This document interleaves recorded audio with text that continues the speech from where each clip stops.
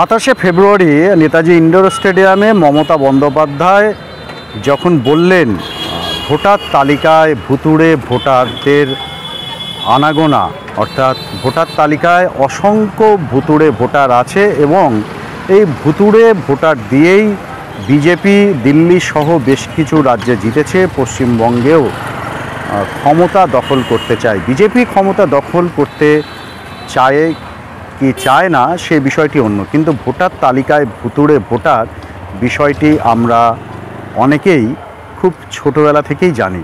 কিন্তু আমি অবাক হয়েছিলাম হঠাৎ করে মমতা বন্দ্যোপাধ্যায় কেন এই ভুতুড়ে ভোটার তালিকায় থাকা কথা বললেন। কারণ আমরা সবাই জানি মমতা বন্দ্যোপাধ্যায় কিন্তু একটা সময় এই ভোটার তালিকা নিয়ে তিনি আন্দোলন করেছিলেন। স্পিকারের মুখে, সংসদ ভবনের স্পিকারের মুখে কাগজ ছুঁড়ে দিয়েছিলেন তালিকা নিয়ে এবং বলেছিলেন সিপিএম কিভাবে জেতে।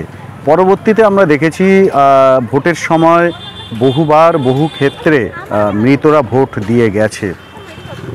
এরপরও এত জানার পর, এতদিন পর শুধু তৃণমূল নয়, রাজ্যে কংগ্রেস আছে, সিপিএম আছে, ফরওয়ার্ড ব্লক আছে, অর্থাৎ বাম শরিক দলগুলো আছে, বিজেপিও আছে।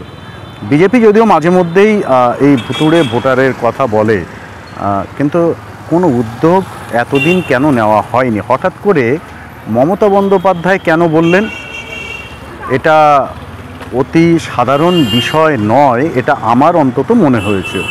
কারণ তৃণমূল এই মুহূর্তে কেন এখনও পর্যন্ত তৃণমূলের বিকল্প হিসেবে কোনো রাজনৈতিক দল উঠে আসেনি যারা ক্ষমতা দখল করতে পারে, কারণ সাংগঠনিকভাবে তারা সেইভাবে তৈরি এখনও পর্যন্ত হয়নি। তারপরও কেন, এই কেনর উত্তরের অপেক্ষায় ছিলাম। আমি আমার নিজের ফেসবুক ওয়ালে লিখেও ছিলাম। হঠাৎ করে আজ দুপুরে মোবাইল ফোনের স্ক্রল করতে করতে একটি সংবাদ মাধ্যমে দেখলাম যে তারা লিখেছে, পড়েই শোনায়, ভূত তাড়ানোর প্রক্রিয়া, এপিক ও আধার সংযুক্তিকরণ নিয়ে মঙ্গল বৈঠকে নির্বাচন কমিশন, মতামত চাওয়া হলো দলগুলিরও। এবং এই হেডলাইনের প্রতিবেদনে বলা হচ্ছে, ভোটার তালিকায় ভূতের বাসা রয়েছে বলে অভিযোগ তুলেছেন বাংলার মুখ্যমন্ত্রী তথা তৃণমূলের সর্বময় নেতৃত্বে মমতা বন্দ্যোপাধ্যায়। রাজ্যের শাসক দল জাতীয় নির্বাচন কমিশনে স্মারকলিপি দিয়ে এই দাবি জানিয়ে এসেছে। কেন পাসপোর্ট, আধার কার্ডের মতো ভোটার কার্ডের এপিক অর্থাৎ ইউনিক নম্বর থাকবে না?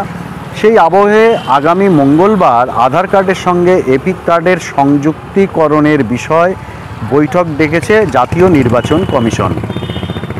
মুখ্য নির্বাচন কমিশনার জ্ঞানেশ কুমার এই বৈঠক ডেকেছেন। বৈঠকে থাকবেন কেন্দ্রীয় স্বরাষ্ট্র সচিব, আধার কমিশনের সিইও, সংসদ বিষয়ক মন্ত্রের সচিব এবং কেন্দ্রীয় আইন সচিব। সমস্ত জাতীয় আঞ্চলিক রাজনৈতিক দলগুলোর থেকেও কমিশন এই বিষয়ে মতামত এবং পরামর্শ ইতিমধ্যে চেয়েছে। বলা হয়েছে এই মতামত যেন আগামী 30শে এপ্রিলের মধ্যে পাঠানো হয় কমিশনের কাছে।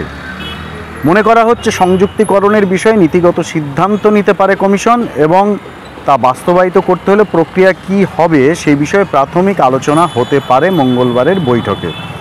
ভুতুড়ে ভোটার তথা একই এপিক নম্বরে একাধিক জনের নাম থাকার প্রসঙ্গ প্রথম তুলেছিলেন তৃণমূল নেত্রী মমতা।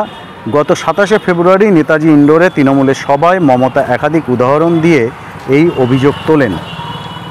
এরপরে তৃণমূলের প্রতিনিধি দল নির্বাচন কমিশনে যায়। কমিশনকে দেওয়া স্মারকলিপিতে তৃণমূল লিখেছিল, মমতা বন্দ্যোপাধ্যায় বিষয়টি না উত্থাপন করা পর্যন্ত কেন বছরের পর বছর ধরে বিষয়টি চেপে রাখা হয়েছিল। উল্লেখ্য, মমতার অভিযোগের পরেই 5 দিনের মধ্যে জোড়া বিবৃতি দিয়ে কমিশন স্বীকার করেছে যে এক এপিক নম্বরে একাধিক রাজ্যে ভোটার কার্ড রয়েছে। প্রসঙ্গত তৃণমূলের তোলা অভিযোগ সমর্থন করেছে কংগ্রেস, এনএসপির মতো দলগুলিও। বিজেপি একাধিক দলের বক্তব্য, একই এপিক নম্বরে বিভিন্ন রাজ্যে কিভাবে ভোটারদের নাম থাকতে পারে, এর ফলে সরাসরি নির্বাচন বিধির 28 নম্বর ধারা লঙ্ঘিত হচ্ছে। দিল্লিতে তোলপাড় শুরু হওয়ার পরেই কমিশন খানিকটা নড়েচড়ে বসেছিল। এবার আধারের সঙ্গে এপিক সংযুক্তিকরণের বিষয়ে বৈঠকও চূড়ান্ত করে ফেলল নয়াদিল্লির নির্বাচন সদন। অর্থাৎ আমরা যদি এই যে বিষয়টা দেখলাম, এপিক কার্ডে যারা পশ্চিমবঙ্গে থেকে পশ্চিমবঙ্গের বিভিন্ন জায়গা থেকে ভোটার তালিকায় নাম তুলেছেন, সম্পত্তি কিনেছেন, তারা বিপাকে পড়তে চলেছেন। বিশেষ করে এই তালিকার মধ্যে যারা বাংলাদেশ থেকে এসে বিভিন্ন সময়ে বা অন্য কোনো জায়গা থেকে এসে যারা বিভিন্ন সময়ে আধার কার্ড তৈরি করেছেন, ভোটার কার্ড তৈরি করেছেন, তারা বিপদে পড়তে চলেছেন। অনেকেরই আছেন যাদের ভোটার কার্ড আছে, আধার কার্ড নেই। অনেকে আছেন পশ্চিমবঙ্গের বিভিন্ন জায়গায় সম্পত্তি কিনে রেখেছেন অথচ বাংলাদেশে বসবাস করে। তারা সেই সম্পত্তি ভবিষ্যতে পাবেন কি না বড় প্রশ্ন। কারণ এমন কিছু পদক্ষেপ ইতিমধ্যেই নিতে চলেছে সরকার, যেমন রেশন কার্ডের সঙ্গে আধার কার্ডের সংযুক্তিকরণ, যেমন ভোটার কার্ডের সঙ্গে আধার কার্ডের সংযুক্তিকরণ এবং ভোটার কার্ডের একটা ইউনিক নম্বর তৈরি হওয়া। যদি এই কাজগুলি হয় তাহলে বিপদে পড়বেন যাদের নথি বিভ্রাট আছে, যাদের নথি ঠিক নেই। সব মিলিয়ে যদি দেখা যায়, যারা ওপার বাংলা থেকে, বিশেষ করে যাদের আমরা উদ্বাস্তু বলে থাকি, তারা সমস্যায় পড়তে পারেন, বিপাকে পড়তে পারেন যদি কিনা তাদের আধার কার্ড ঠিক না থাকে, যদি তাদের ভোটার কার্ড ঠিকঠাক না থাকে।